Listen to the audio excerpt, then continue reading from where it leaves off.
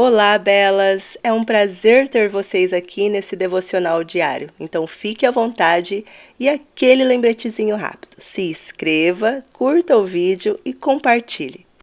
Novo casamento.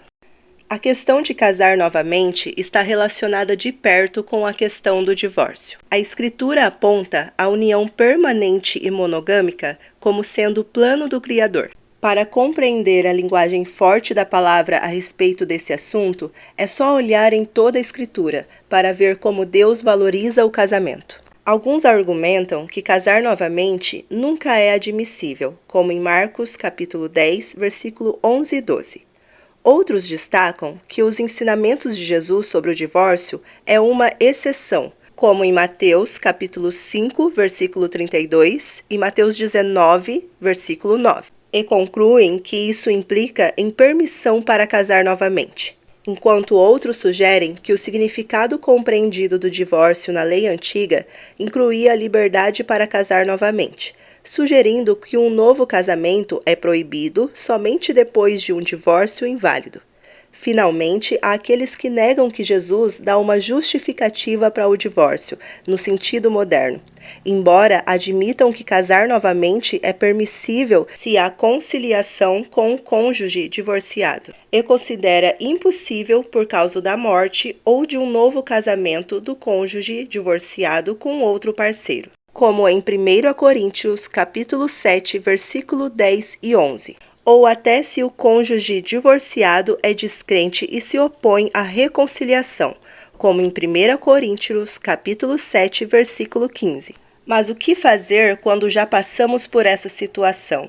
Ou estamos enfrentando isso? Digo isso porque já fui divorciada e já estive com várias dúvidas e condenações de mim mesma em cima de mim. Afinal, eu já era cristã. E principalmente agora, depois que realmente mergulhei a aprender a palavra de Deus, muitas dúvidas me cercaram do que eu fiz. Até porque eu já estava com alguém que eu amo e o meu ex-cônjuge também. Talvez, se eu tivesse a sabedoria de Deus que tenho hoje, talvez eu teria levado a situação de outra forma. Teria pedido orientação ao Pai do que fazer. E sim, orado a Deus para talvez restituir, dar amor ao meu coração, fazer eu ter outra percepção, porque afinal hoje sei que casamento é coisa séria e é para a vida toda. Por isso, devemos pensar muito antes de nos casar e saber se é mesmo da vontade de Deus, porque depois não adianta murmurar, você vai ter que lutar para fazer dar certo o que já não era para ser, mas você fez e casamento é algo sagrado. Bom, mas apesar de várias diferenças de interpretações bíblicas, é possível traçar algumas conclusões importantes.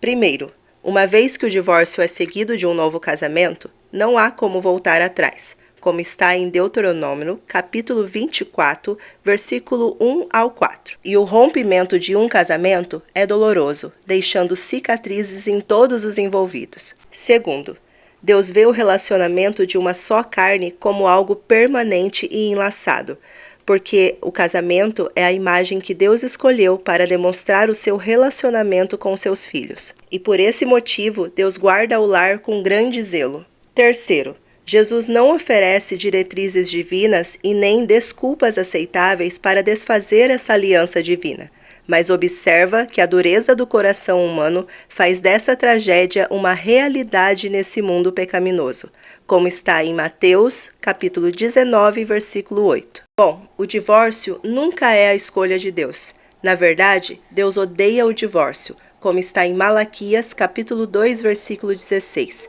No entanto, se o divórcio ocorrer por qualquer razão, Deus deseja trabalhar na pessoa que vivenciou essa tragédia, se houver arrependimento e desejo de reconciliação com Deus. A ação da Igreja e dos cristãos sempre deve ser redentora. Com Deus, perdão é como se o pecado nunca tivesse existido. Nenhum pecado ou tragédia está além do perdão de Deus.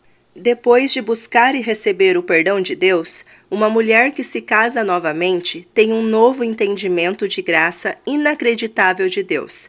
Ela deve, então, procurar novamente um entendimento do plano de Deus para o casamento e se comprometer de todo o coração em seguir esse plano e considerar seus votos de casamento um compromisso diante do Senhor. Então, se você, assim como eu, passou ou está passando por isso, sim, você pecou. Mas não é tarde para pedir perdão a Deus e aprender verdadeiramente a palavra e a vontade dele a seu respeito, para que não erre de novo e realmente viver esse compromisso diante de Deus, porque casamento é sério, é para a vida toda.